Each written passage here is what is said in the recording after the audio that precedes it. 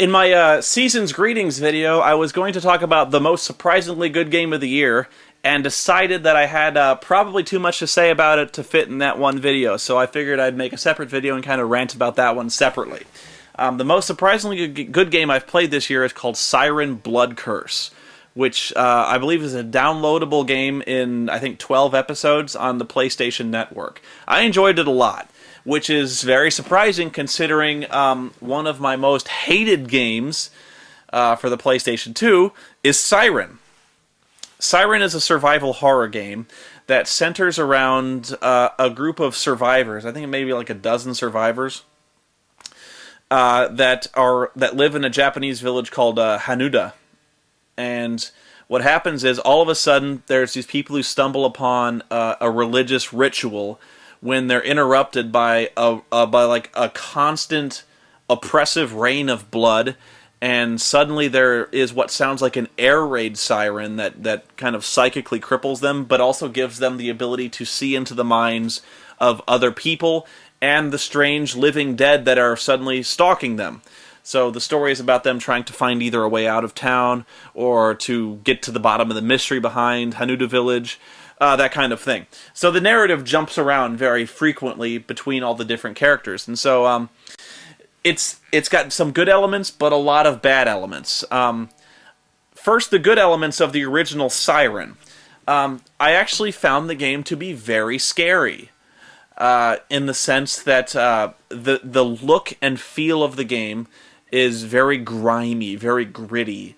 It uses the kind of the grainy filter that has kind of been abused in the Silent Hill games, but it uses it to great effect here.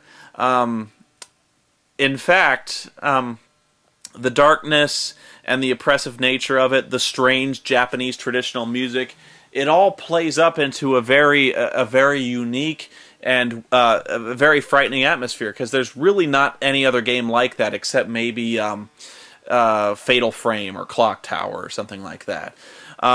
The zombies, or the Shibito as they're called, are also very unique. In both games, they're a genuinely disturbing group of zombies who cannot be killed, which I complained about, but I'll get to that in a second. The zombies have this kind of giggling, manic glee about them, like they're laughing and they're overjoyed, and they're kind of behaving the way they used to behave, but in some like maniacal, murderous fashion. So like the police officer sees you and interprets you as some kind of perpetrator, and he draws his gun at you, and he tells you to get on the ground, but he's going to shoot you anyway. And so that, like, you know, people take their relationships and their affections for each other to like a murderous degree. So it's shocking how some of the characters die, how some of the characters turn against you, and the mysterious passes in the characters. The plot is actually somewhat interesting. The design elements, however, crippled the original Siren, because for all my compliments about the dark atmosphere, it was way too dark, and the game was way too hard. Reason being is, you had a flashlight, but you could never use your flashlight, or the monsters would see you. This makes sense, but it also means you can't see a goddamn thing when you're walking around the levels. You're basically just stumbling around in the dark, hoping beyond hope to find the elements you need to progress through the level. So you're always switching back and forth between the map, which there is no navigation cursor on in the PlayStation version. So you're just you're just desperately hoping to stumble accidentally through the level, and of course the zombies have much better eyesight than you. The combat is beyond useless. You can't kill the Shibito, which gives them a legitimate sense of dread, but at the same time makes it very hard to explore the levels, because most of the time you don't have weapons. When you do get weapons, the zombies only stay down for like a minute. So there's really no point in exploring, but the game expects you to explore, because the only way to see the real ending of the game is to find every single archive item in the game. The archive items are little pieces of paper, like journal entries, pieces of artwork, videotapes, that kind of thing. And you have to explore every level, every stage, to find all of them to get the final ending. Problem is, you will never manage to find all of these elements, because you basically need to have a walkthrough sitting on your lap telling you where everything is, and even then it's almost impossible to find them because it's dark. Even if you have a light, it's hard to tell what is collectible because they don't shine. There's no visual cues to tell you what it is. You just have to be like hammering on the X button all the time, hoping that like there's like a sign on a wall, and you'll click on the sign, and I was like, oh, you can collect this sign, good job. But there's millions of other signs, there's millions of other things on the floor, like there's litter on the floor that you can't collect, but there's one little magazine in somebody's bedroom that you can pick up. How do you know that? You don't. There's not even a cue to tell you where you might look. Also, you have to play through several levels several times, because there are different unlockable features that trigger people's ability to move forward in other scenes. For instance, let's say you're wandering around the school.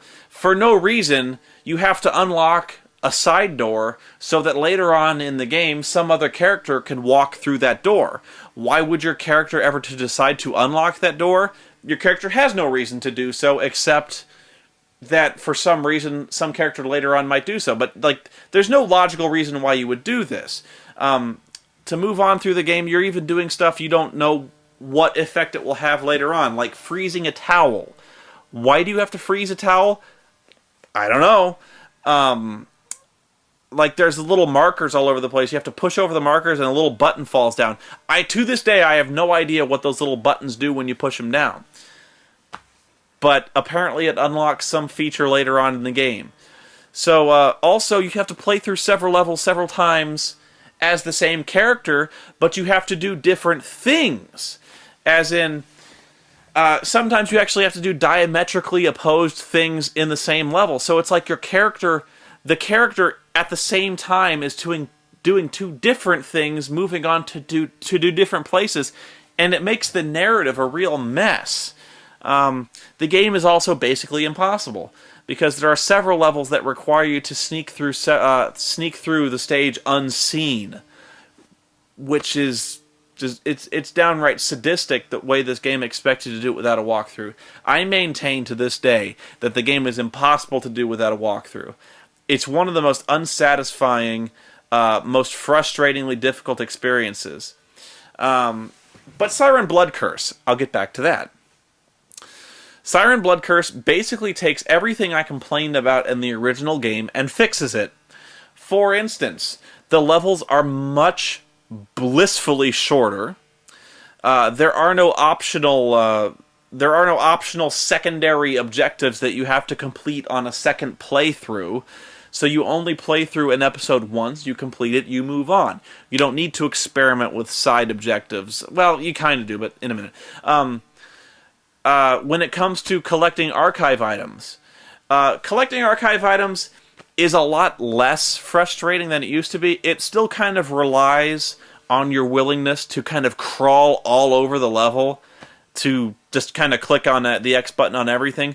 So it's still a little frustrating in that regard, but it's not impossible for a few reasons. One, the archive items are numbered, so if you miss an archive item in the next level, you know that you've missed something, and you can go back and search the level for it.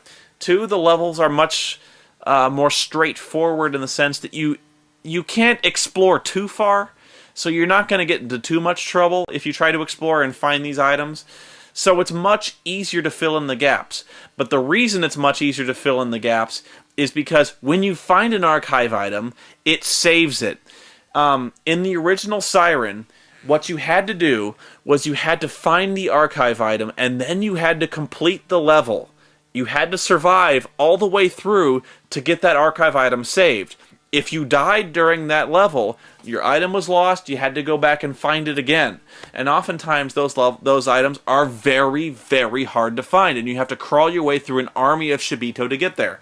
The other downside is, sometimes you had to do this in very, very long levels. In fact, the longest levels have a few checkpoints in the middle, which is great, but the problem is, if you found the archive item before that checkpoint, then you reached the checkpoint, and then you died, it would restore you at the checkpoint, but you lost the archive item. So basically, you had to finish the extremely long levels from beginning to end without dying, without making a single mistake to get that archive item. And and the reason, the real reason it was most frustrating, more than anything, was the secret ending you get at the end of Siren is so not worth the effort. And I'm going to spoil it for you. I'm going to spoil the ultimate secret of Siren. And once you know the secret, the entire game series kind of becomes laughable. Like, basically, the true story of what's going on. You have no idea what's going on in the story, and so a lot of the game is trying to figure out what in the hell is going on. Basically, what happens, and it's revealed in the final video, which is like 10 seconds long. What happens is an alien falls from the sky thousands of years ago, or like 2,000 years ago, or something like that. And it falls in the middle of a Japanese village called Hanuda. And this alien, when it falls to the village, it's wounded, it's dying, and these villagers stumble across this dying alien creature. And at this time, the village is starving. And so, in their desperation, they take this alien creature that resembles a gigantic fish, okay? A gigantic alien fish creature. They stumble across this, they go, man, we're hungry, we're starving. So they eat it! They eat the alien fish creature, but the unforeseen effect of eating the alien fish is that it curses them. There's some kind of contagion or pathogen or psychic pollution inside, which taints the entire village bloodline. So the entire village becomes possessed with this demonic entity from outer space, and they all are compelled to worship it. And so they develop this entire cultish religion around the alien fish. And the air raid siren, the siren of the title that you hear, is actually the death howl, or the psychic death howl of this alien fish. And so the psychic influence of this fish causes the people of the village, on down through the generations, to behave in an insane manner. It makes them immortal, it makes them unkillable. And so basically, all of this is some kind of psychic fallout from an alien fish, which they decided to eat. Now, I don't care how hungry you are, if an alien crash lands, I don't think I would eat it. I don't know, I guess I have never been that hungry, but kind of seems like an ill-advised move. So that's basically the entire secret behind Siren, is it's an alien fish. But it's still pretty scary, just seeing how the people react to this insane thing and how they kind of mutate. I still don't fully understand why there's this religious significance, what the significance behind the blood is, why some people have to be sacrificed, and why there do seem to be some legitimate like religious artifacts that manage to womb the creatures. I don't know. But anyway, in Siren Blood Curse, the archive items are much easier to find. And I think the ending is a little bit more worth it. That said, there are some downsides to Siren. Siren Blood Curse manages to recycle a few almost verbatim, almost stealing entire levels, in fact, from the original Siren. It's kind of irritating when you're like, I've seen this before, I've played this. But the levels are much shorter, it's much more forgiving, and it's a lot more fun to play. A few other downsides, it involves, this one is more Americanized, which in this case is somewhat of a good thing. It involves an American documentary crew that goes to Hanuda Village, which disappeared long ago, kind of like an Unsolved Mysteries, Ripley's Believe It or Not documentary. They're trying to investigate the disappearance behind this village, and they get caught up in it.